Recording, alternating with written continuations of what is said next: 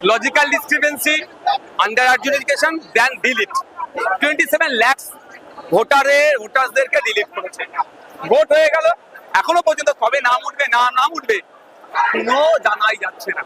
তাই আমরা রাস্তায় নেমেছি 27 লক্ষ ভোটারদের দ্রুততার সাথে ট্রাইব্যুনালের বিষয়টা নিষ্পত্তি করিয়ে ভোটার লিস্টে নাম তুলতে হবে। তৃণমূল বারবার বলেছিল তৃণমূলের বিরুদ্ধে একা লড়াই দিয়েছিলাম, বিজেপির অন্যের বিরুদ্ধে লড়াই দেবো।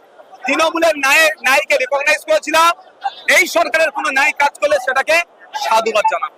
কোন দুর্নীতির স্বর্গরাজ্য বানিয়ে দিচ্ছিল পশ্চিম বাংলাকে, এই নতুন সরকার এসে কতটা দুর্নীতি মুক্ত করতে হবে দেখার বিষয়। সেই কথা আছে না, সর্ষে দিয়ে ভূত ভাগায়, সর্ষের মধ্যে আমরা ভূত ঢুকে বসে আছি। এখন দেখার বিষয় সেই সর্ষের মধ্যে থেকে এটা ভূতকে বার করতে পারে কি পারে না। অবশ্যই যাদের ভোটার লিস্টের নাম ডিলিট হয়েছে তারা এখন আসেনি, তাদেরকে নিয়ে রাস্তায় গণতন্ত্রের পক্ষে আন্দোলন করে বাঁচানোর জন্য সেটিং চলছে।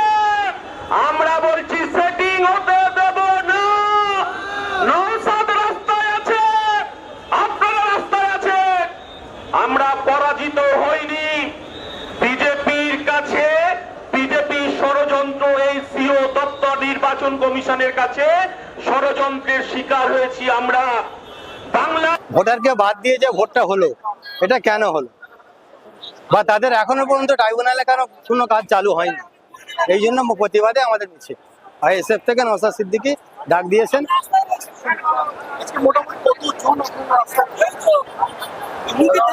হ্যাঁ, মোটামুটি আমরা অনেক প্রত্যেক ব্লক থেকে আমরা এসেছি, তো হবে প্রায় 5-6 হাজার হবে। এটা এসছে আমতা থেকে, জগৎবল্লভপুর থেকে, পাঁচলা বিধানসভা থেকে, এদিকে আমাদের মিনাখা আছে, তারপর আপনার আরাবুল এসছেন ওনাদের ওই এলাকা থেকে।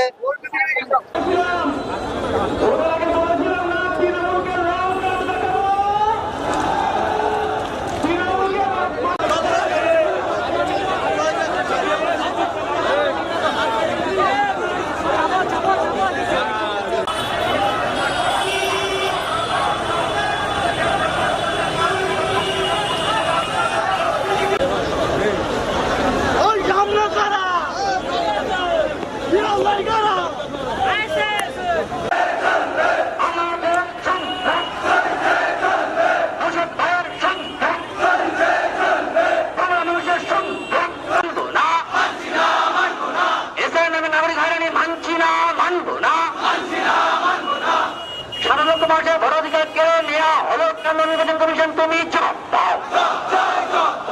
7 লক্ষ মানুষের ভোটাধিকার কেড়ে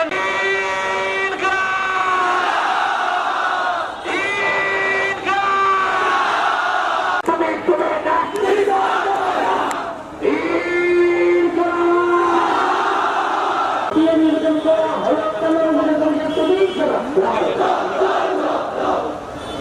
এই